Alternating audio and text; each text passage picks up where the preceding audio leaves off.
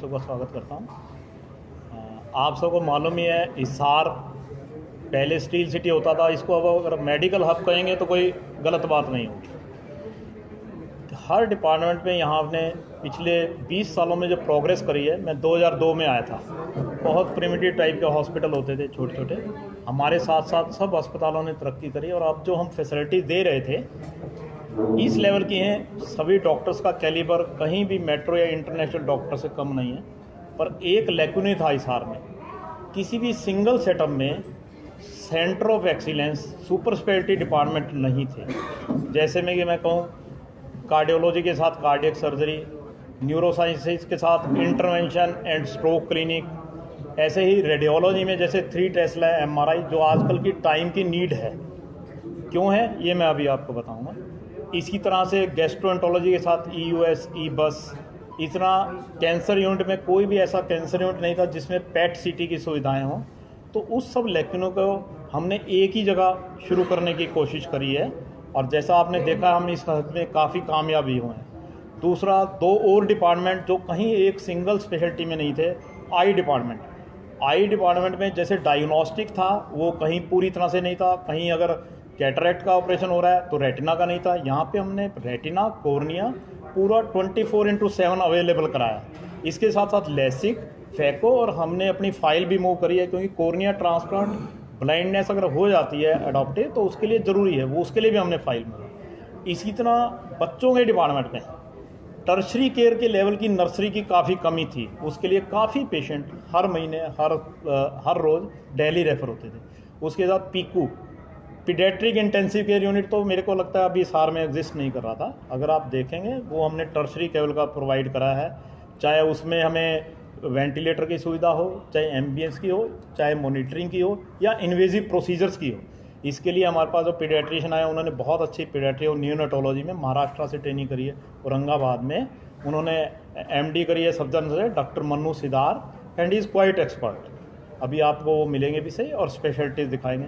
तो हर लेवल पे हमने लेकिन इसी तरह डायलिसिस, पहले जो डायलिसिस हिसार में हो रहा है उसमें केवल 4008 मशीन थी, रूटीन की मशीनें थी। कुछ ऐसे पेशेंट होता था जिनमें टाइम के साथ इफ़ेक्टिवनेस कम हो जाती है, तो एक आगे होते हैं CRRT और 5008 जो कंप्रोमाइज पेशेंट होते हैं जिनमें हम ये इफ़ेक्टिव नहीं रहती हैं 4008, वो हमने फर्स्ट टाइम स्टार्ट करी है। और सबसे बड़ा सेंटर 16 मशीन्स का डायलिसिस सेंटर, उसके साथ एक ही सेंटर के नीचे यूरोलॉजी, नेफ्रोलॉजी और किडनी ट्रांसप्लांट हमने जो यूनिट बनाया as per international protocol positive pressure में, जहाँ की हम transplant, kidney transplant, liver transplant और कार्डियक ट्रांसप्लांट कर सकते हैं। पर अभी हमारे प्रोटोकॉल में हमने किडनी ट्रांसप्लांट शुरू करेंगे और होपफुली 3 महीने में हो जाएगा। पर जो ट्रांसप्लांट यूनिट की जो वो होनी चाहिए प्रोटोकॉल के हिसाब से, इंटरनेशनल पैमाने के हिसाब से, वो हमने यहाँ क्रिएट करें। इसके अलावा 65 क्रिटिकल केयर हेड्स, और किसी भी इमरजेंसी और ट्रॉमा हॉस्पिटल में हमें क्या होता है, radiology backup 24 hours state of art. जैसे 3 टेस्ला की मैं स्पेशल है, पेशेंट अगर कोई स्ट्रोक का आता है, वो हिल पाता है, हिल रहा होता है, उसको जल्दी हम 3 मिनट में स्ट्रोक प्रोटोकॉल कर पाएंगे ताकि लकवे के मरीज का जल्दी से इलाज शुरू किया जाए। नॉर्मली और मशीनों में 15 से 20 मिनट लग जाते हैं। ऐसे ही पेट का अल्ट्रासाउंड है, पेट का MRI है, 10 से 12 मिनट में कर पाएंगे। और दूसरा, कई चीज़ें पेट में, तो खासकर पेट में जॉइंट्स में, लिगामेंट्स में हम 1.5 और छोटी MRI पे नहीं दे सकते। इस MRI में साइलेंट MRI है, वाइड बोर है, जिसमें कोई कैटास्ट्रोफ है, पेशेंट को डर नहीं लगता है और जल्दी से सबसे टाइम बड़ा सेव होता है, उसमें हम कर पाएंगे। और कई चीज़ें जैसे मसल्स में, पेट में, तो ये बहुत ही ज़्यादा कामयाब है। इस तरह CT स्कैन।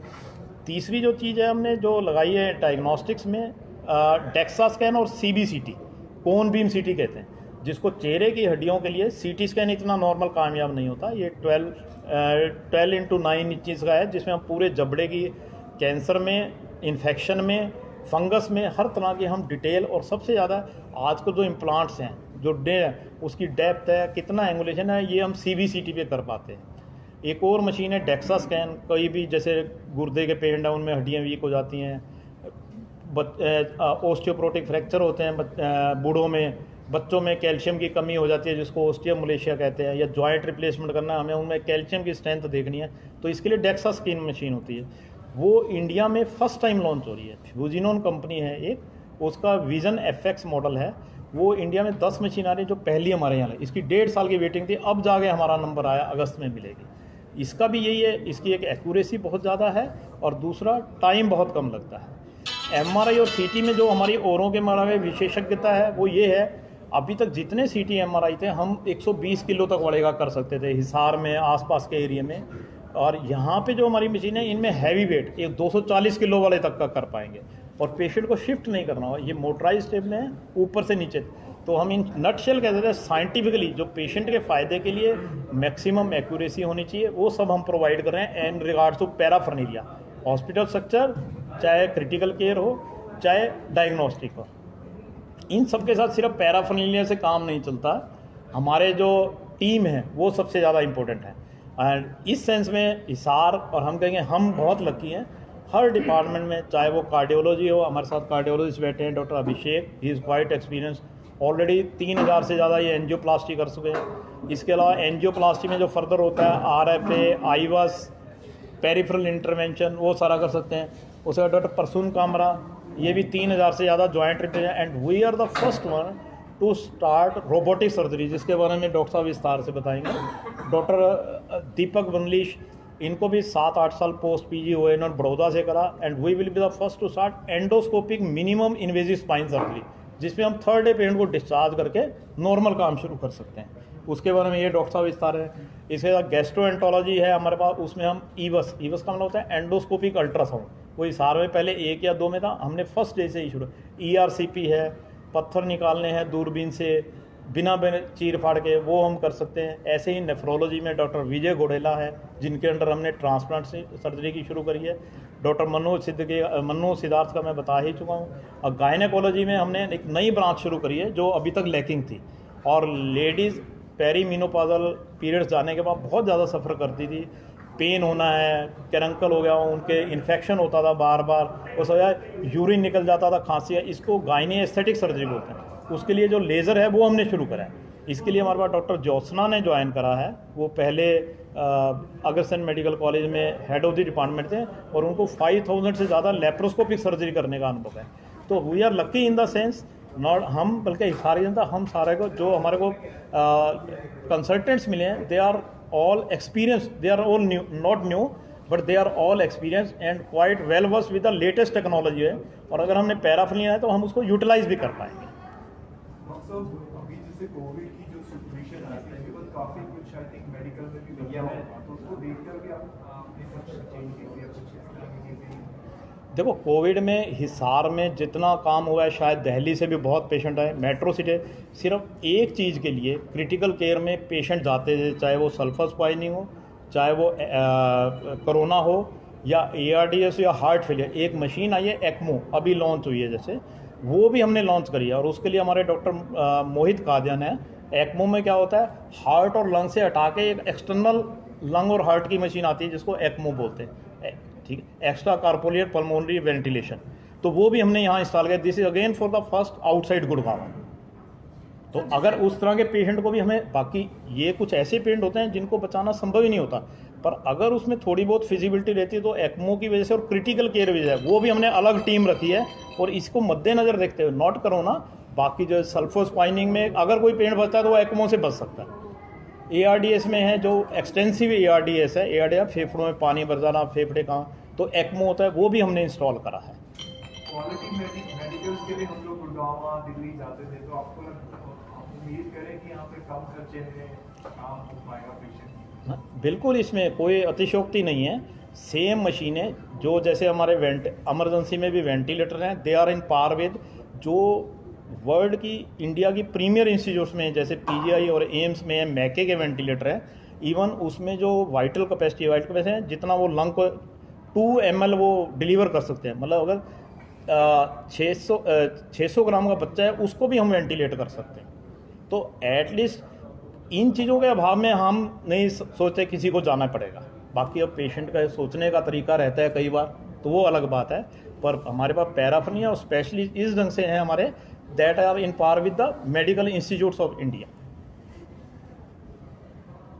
सर, जिस तरीके से फैसिलिटीज बहुत ज़्यादा बढ़ गई हैं, लेकिन पेशेंट्स हैं या जो आम पब्लिक है उनका एक सवाल ये खड़ा हो जाता है, शायद खर्च भी इसी हिसाब से बढ़ गया होगा। तो खर्च की अगर बात करें तो वो कितना रहने वाला है? देखिए, हमने जो खर्च को ना बैलेंस करके चला है, कोई पेशेंट पे ओवर बर्डन नहीं पड़ने वाला। ये डेफिनेट है, जब इन चीज़ों का जो कॉस्ट है बहुत ज़्यादा पड़ती है, पर इन चीज़ों को पेरीफ्री पे क्या होता है, हमारे लिए कॉस्ट मैटर नहीं करता, नंबर ऑफ पेशेंट्स। अगर हम नंबर ऑफ पेशेंट्स आएंगे, वो ठीक हो गए जाएंगे, तो अपने आप कॉस्ट पेशेंट की कम पड़ेगी। और ये हम श्योर करते हैं, दिल्ली के मुकाबले 1/3 या हाफ से भी कम पैसे लगने वाले हैं। इवन हम ब्रेन ट्यूमर है की बात करें, यहाँ पे हार्डली 1,40,000 1,50,000 जो वहाँ 5 लाख लगते हैं। ऐसे ही आईसीयू का खर्चा, जो पैराफर्नीलिया अगर हम वेदांता से भी कंपेयर करें, 40 से भी कंपेयर करें, तो ये 13-14 हज़ार से ज़्यादा नहीं आने वाला, जो वहाँ 70-80,000 पड़ता है। इसी तरह ओपीडी चार्जेस को आप कंपैरिजन कर लीजिए ना, यहाँ पे हमने स्पेशलिस्ट की 200 रखी हुई है और सुपर स्पेशलिस्ट की 300 रुपये फीस रखी हुई है। इस तरह के पैराफर्नीलिया अगर हम दे रहे हैं, क्यों दे पा रहे हैं? खर्चे हॉस्पिटल्स के रहते हैं, बिकॉज इसलिए हम नंबर ऑफ पेशेंट ज़्यादा कैटर कर रहे हैं अपनी मेहनत के दम पे। हमारा मेन है, जैसे मैं यहीं हिसार में पढ़ा हूँ, हिसार में बड़ा हुआ हूँ, I have seen through all the stages, नीचे से लेके ऊपर तक। तो मेरा ये पर्पज़ था, जो हमने सफ़र करा, हमारी जनरेशन सफ़र नहीं, और हम यहाँ पे हिसार को वो सब प्रोवाइड कर पाए जिस चीज़ की कमी थी। डॉक्टर कालरा जी, जो आयुष्मान कार्ड की सुविधा सरकार ने दे रखी है, वो भी क्या इस हॉस्पिटल में लागू होगा? ये आयुष्मान कार्ड की सुविधा, जैसे विश साहब ने आज भी बताया, इसके लिए कुछ पैरामीटर करने शुरू होते हैं। सिर्फ स्ट्रक्चर, हमारे सारे पैरामीटर पूरे हैं, पर उसके लिए सरकार ने जो कागज़ पूरे करने हैं उसके लिए समय लगे। हमने अप्लाई कर दिया ऑलरेडी। पहले प्री एंट्री लेवल हमारा होगा NABH, उसमें 3 महीने लगने हैं, हमें डाटा भेजना होता है।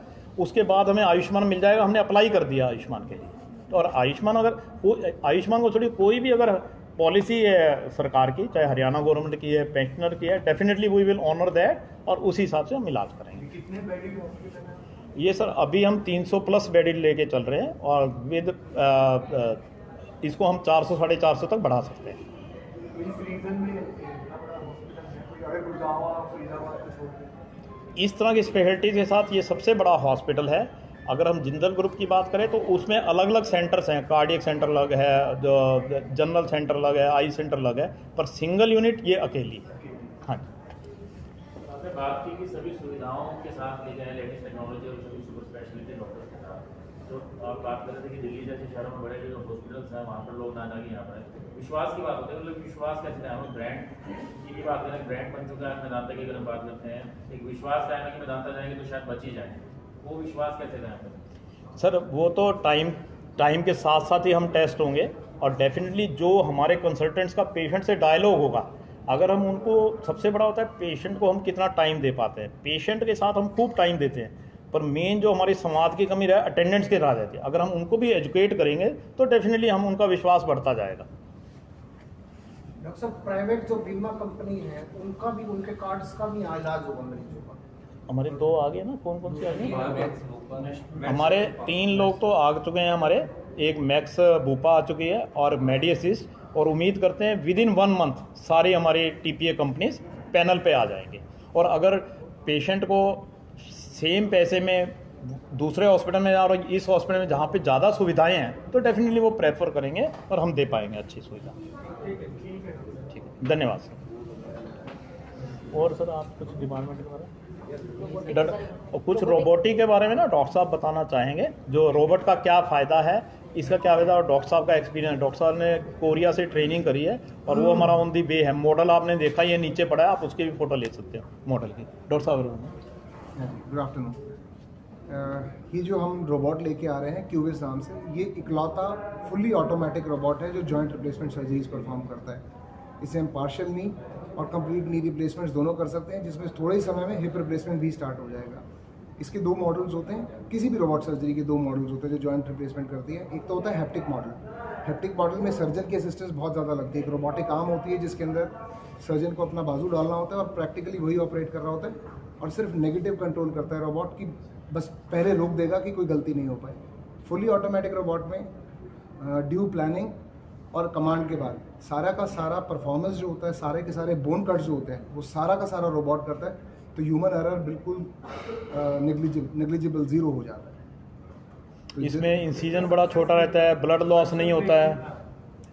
सर देखिए, सक्सेस रेट तो चाहे रोबोट हो चाहे मैनुअल हो, अगर सर्जन एक्सपीरियंस नहीं है तो सक्सेस कभी अच्छा नहीं होगा। सर्जन को प्लान करना ही पड़ता है। तो अगर सर्जन की प्लानिंग सही है तो इसका success rate is as good as any other surgery in the world. और इनफैक्ट नॉर्मल मैनुअल उसके मुकाबले जब ह्यूमन एरर बिल्कुल ख़त्म हो गया तो अपने आप सक्सेस रेट मैनुअल से बेटर हो जाता है इसका।